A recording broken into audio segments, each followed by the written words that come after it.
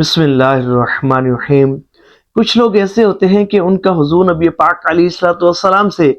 Connection بڑا مضبوط ہوتا ہے، حضور سے تعلق بڑا مضبوط ہوتا ہے، انہیں حضور نبی پاک علیہ الصلوۃ والسلام کی خصوصی توجہ اور قرب خاص نصیب ہوتا ہے۔ اور سمجھے کہ یہ وہ لوگ ہوتے ہیں کہ جب حضور کی بارگاہ میں سوال کرتے ہیں نا، ان کے سلام کا جواب انہیں ملتا ہے۔ کوئی بھی فریاد کریں حضور کی بارگاہ میں عرض کریں، ان کی بات کو مانا جاتا ہے، ان کی بات کو سنا جاتا ہے، ان کی مشکلات کو آسان کر دیا جاتا ہے، ان کی حاجات کو پورا کر دیا جاتا ہے۔ کتابوں میں بھی ہم پڑھتے ہیں ایسے لوگوں کے واقعات کہ جب ان پر کوئی مشکل آئی، جب انہوں نے مشکل کے حل کے لیے حضور نبی پاک علیہ السلام کی مقدس بارگاہ میں فریاد کی، لیکن کنیکشن ان کا حضور سے بڑا مضبوط تھا، بہت مضبوط تھا کہ کثرت سے حضور نبی پاک علیہ السلام پر درود پاک پڑھا کرتے تھے۔ تو جب حضور کی بارگاہ میں فریاد کی اور عرض کی، یا رسول اللہ صلی اللہ علیہ وآلہ وسلم کرم فرمائیں، پریشانیوں میں مبتلا ہوں، مشکلات کا سامنا ہے، مسائل نے ہر طرف سے گھیر رکھا ہے، تو جب فریاد کرتے ہیں تو ان کی فریاد کو سنا جاتا ہے۔ ایسا ہی ایک خوش نصیب عاشق رسول کا میں واقعہ آج آپ کو سنانے لگا ہوں۔ سنیں گے، سن کر دل جھوم اٹھے گا،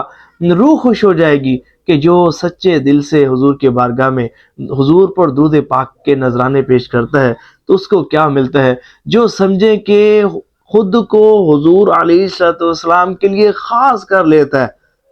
اور سمجھے کہ ان کی توجہ اور ان کے قرب خاص کے حصول کے لیے بے قرار رہتا ہے، تو ان لوگوں پر کیسے کیسے انعامات کی بارش ہوتی ہے۔ شیخ محمد اسلم یہ اسلامی مبلغ ہیں اور ان کا فیس بک پیج ہے، اور اس میں کثرت کے ساتھ مواجہ شریف کی پکچرز یہ شیئر کرتے رہتے ہیں۔ بڑی خوبصورت پکچرز ہوتی ہیں، پرومیننٹ ہوتی ہیں اور دیکھ کر مزہ آ جاتا ہے۔ سمجھیں کہ جو چاہتا ہو نا کہ اس کا درود پاک توجہ کے ساتھ پڑھا جائے، تو ان کے پیج پر جا کر وہ پکچرز دیکھیں، ان کو محفوظ کریں، ان کو دیکھ دیکھ کر درود پاک پڑھے، بڑی کیفیت بنے گی۔ تو میں ان کی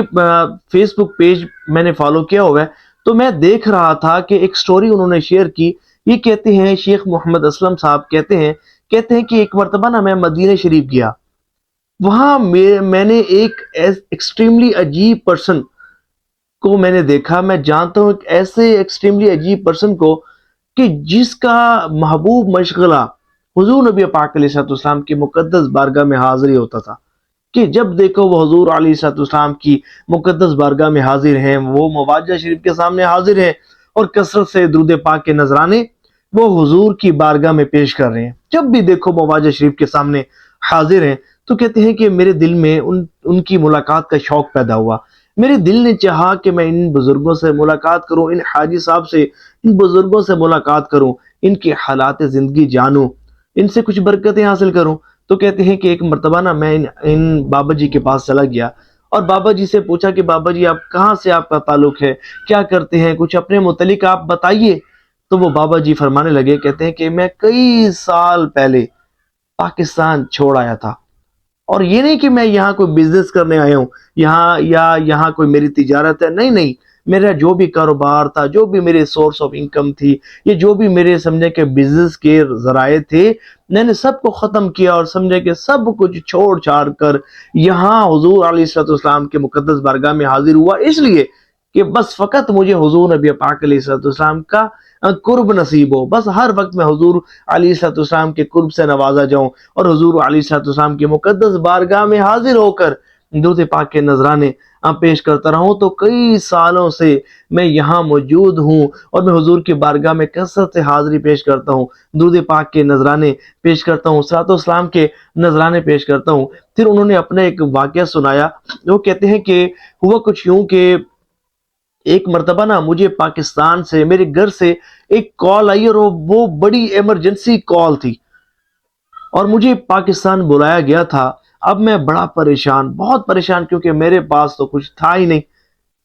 میں تو ہر وقت حضور علیہ السلام کے مقدس بارگاہ میں حاضر رہتا تھا۔ اب میرے پاس تو پیسے تھے ہی نہیں کہ میں جو ہے وہ ٹکٹ خریدتا اور پاکستان جاتا اور پھر کیسے واپس آتا۔ تو میں بڑا پریشان کہ اب ایمرجنسی بھی اتنی شدید تھی کہ میرا پاکستان میں جانا بہت زیادہ ضروری تھا۔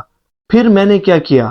میں اپنے حضور نبی پاک علیہ الصلوۃ والسلام کی مقدس بارگاہ میں حاضر ہوا، وہی میرے حضور کے جن سے میں والیانہ عشق و محبت کیا کرتا تھا، کہ جن کے لیے میں اپنا سب کچھ، کاروبار، گھر بار، سب کچھ چھوڑ کر آیا تھا، فقط اس لیے کہ میں حضور کی بارگاہ میں حاضر رہوں گا۔ تو میں اپنے انہی حضور نبی پاک علیہ الصلوۃ والسلام کی مقدس بارگاہ میں حاضر ہوا، عرض کیا یا رسول اللہ صلی اللہ علیہ وآلہ وسلم،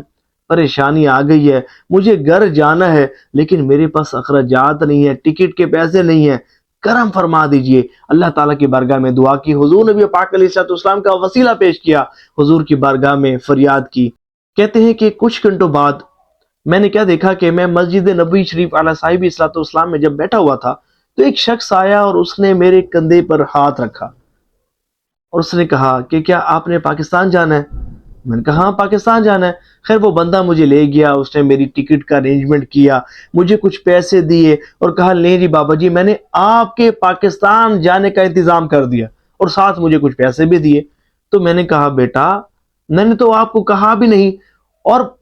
آپ کو کیسے پتہ چل گیا کہ میں پریشان ہوں، پریشانی میں مبتلا ہوں اور میرے گھر ایمرجنسی ہے اور میں نے پاکستان جانا ہے؟ آپ نے یہ سب ارینجمنٹ کر دیا اور مجھ سے بغیر پوچھے کر دیا، آپ کو پتہ کیسے چلا؟ کیونکہ یہ بات تو میرے اور رسول اللہ صلی اللہ علیہ وآلہ وسلم کے درمیان ہے۔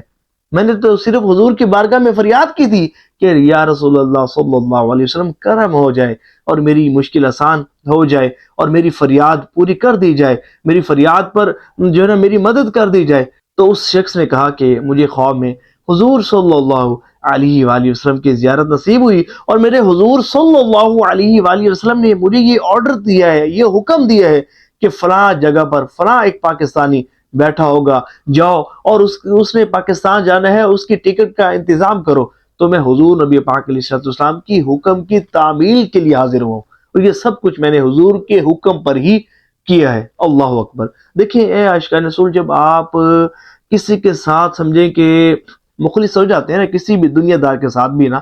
تو وہ بھی اس کی خواہش ہوتی ہے کہ وہ آپ کو کچھ نہ کچھ آپ کی ہیلپ کرے، کچھ نہ کچھ آپ کو تحفہ دے، انعام دے، سمجھے کہ آپ کے ساتھ محبت کے ساتھ پیش آئے۔ تو یہ تو ایک دنیاوی بندے کا سمجھنے کا ایک انداز ہے، لیکن آپ یہ دیکھیں کہ وہ نبی پاک علیہ الصلوۃ والسلام کے جو اپنے امتیوں سے بہت زیادہ محبت فرماتے ہیں،